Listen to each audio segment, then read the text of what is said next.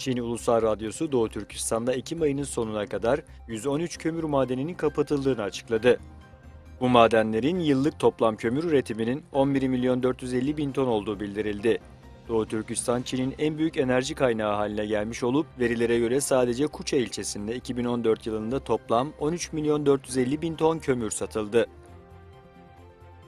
Konuyla ilgili görüşlerini bildiren Doğu Türkistan Enformasyon Merkezi Başkanı Abdülcelil Karakaş şöyle konuştu. Doğu Türkistan, Çin işgaline girdiği tarihten itibaren kömür başta olmak üzere tüm doğal kaynaklar Çin tarafından sömürülüyor. Çin, sözde Batı'nın kömürünü Doğu'ya nakletme, Batı'nın gazını Doğu'ya nakletme gibi projeler altında bölgedeki doğal varlıkları gasp etmeyi sürdürüyor. Uygurlar ve başta yerli halk bu zenginliklerden faydalanamıyor. Kazakistan Dışişleri Bakanı Yardımcısı Akılbek Kamaldinov, Doğu Türkistan'da yaşayan Kazakların şikayeti üzerine Çin'in Astana Büyükelçisi ile görüştü. Kazakistan Dışişleri Bakanı 1. Yardımcısı Muhtar Teleberdi'nin yıl sonuna kadar başkent Urumçi'ye giderek yerel yetkililerle sorunları görüşeceği belirtildi.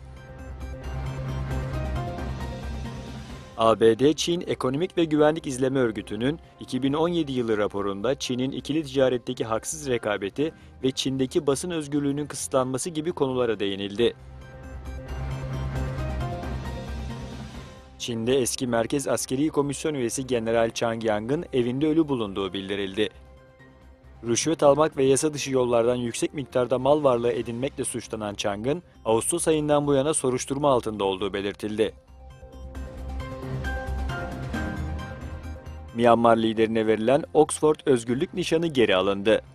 İngiltere'de Oxford Belediye Meclisi, Myanmar Dışişleri Bakanı Aung San Suu Kyi'ye verdiği Oxford Özgürlük Nişanı'nı geri aldı.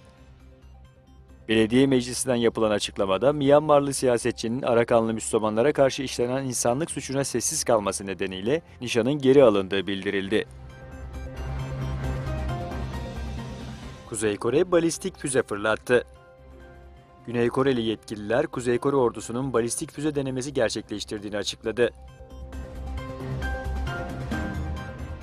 Kazakistan'ın başkenti Astana'da Uluslararası Türk Akademisi tarafından Türk dünyasında manevi yenilenme, tarih, biliş, kişilik temalı uluslararası konferansı çerçevesinde Türk Barometre Projesi ve Türk dünyası tarihi ve kültürel eserleri bir arada toplayan Atalar Mirası Multimedya Portalı'nın tanıtımı gerçekleşti.